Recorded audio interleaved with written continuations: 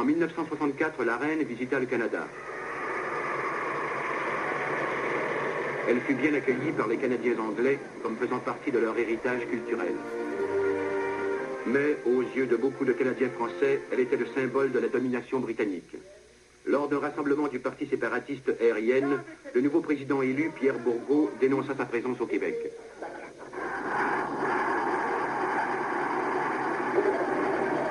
Se rendant compte encore une fois qu'au Canada, les droits et traditions des Anglais étaient mieux protégés que ceux des Français, c'est une foule enragée et prête à tout qui descendit dans la rue. Mais c'est seulement le lendemain matin que la manifestation s'envenima. Les séparatistes affrontèrent les policiers en ce jour qu'on appelle depuis le samedi de la matraque.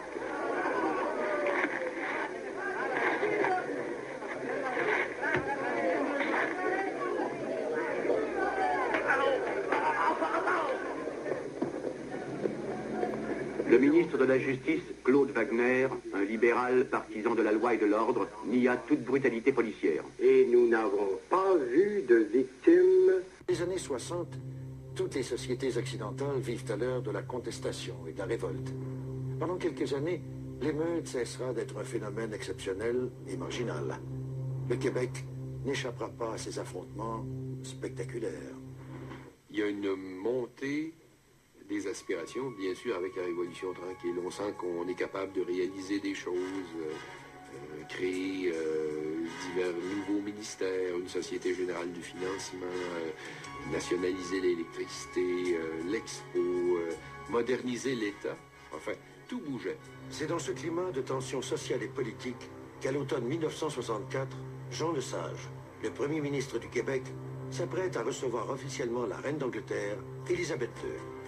Cet événement va provoquer une des plus célèbres émeutes de notre histoire, connue sous le nom du Samedi de la matraque. Les gens étaient piqués au vif par la présence de la reine, compte tenu des idées qui circulaient à l'époque. Québec libre, Québec indépendant. Qu'est-ce qu'on fait avec ce symbole colonial? Déjà d'inviter la reine, compte tenu du climat nationaliste de l'époque. Il y avait une ferveur nationaliste, là, non seulement depuis la prise du pouvoir par les libéraux, mais il y avait une montée là, du mouvement indépendantiste à cette époque. Le 12 octobre 1964, le cortège royal entre à Québec. Plus de 5 000 hommes de troupes ainsi que 1000 policiers se massent le long du trajet que la reine doit emprunter. Il y avait à peu près, je sais pas, quelques centaines de manifestants. Il n'y en avait pas des milliers. Il y avait à peu près 365 policiers municipaux. Il y avait des centaines de soldats. La GRC était là, la Sûreté du Québec était là. Durant cette journée-là, en fait, il est arrivé plusieurs incidents, mais ce sont surtout les policiers municipaux de Québec qui en ont été responsables. Devant le Parlement, à la Porte Saint-Louis, près de la citadelle, partout où passe le cortège royal, les gens sont matraqués. Moi, je m'en allais avec d'autres journalistes. Je quittais l'hôtel de ville. Puis à un moment donné, il est arrivé une auto, il y a 2-3 gars qui sont débarqués, puis qui ont commencé à nous donner des coups de matraque sur les cuisses, dans le dos. J'ai pas été le seul. On était à peu près une dizaine peut-être à se faire frapper. C'est sur la terrasse du Château Frontenac, l'hôtel où se déroule la réception officielle donnée par le gouvernement, que les choses vont s'aggraver.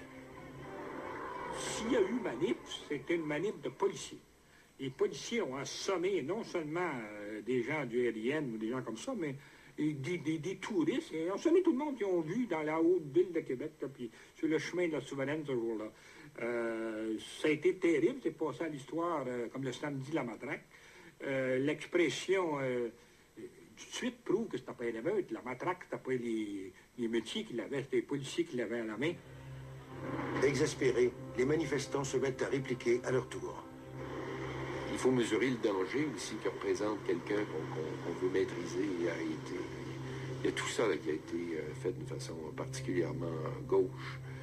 Et il ne suffit pas d'appliquer la force. Il faut l'appliquer avec une certaine expertise. Alors, Alors, c'était pas la première fois que les services policiers subissaient la critique pour leur méthode. Ça avait simplement plus d'ampleur en ce sens que c'était pas des grévistes, c'était at large, c'est-à-dire de façon générale, une foule diversifiée. Les victimes de brutalité policière seront incapables d'identifier les policiers fautifs, puisque la plupart d'entre eux ont pris la précaution d'ôter de leur casque le numéro qui les identifie.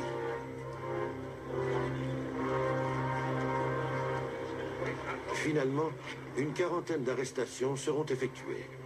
Malgré une enquête mise sur pied pour faire la lumière sur cette brutalité excessive, le gouvernement ne remettra jamais en question le travail des policiers. Nous avons fait le tour de tous les hôpitaux, nous avons obtenu des déclarations de tous les médecins en devoir à ce moment-là, et nous n'avons pas vu de victimes qui apparemment auraient eu quelque brutalité que ce soit. Moi, je me souviens des policiers ce jour-là. Il y avait tous des imperméables jaunes, ce qui distinguait vraiment de la foule. Partout, là, on apercevait des grosses taches jaunes, puis les taches jaunes couraient, puis massacraient les gens. Alors, c'est l'image qu'ils ont laissée.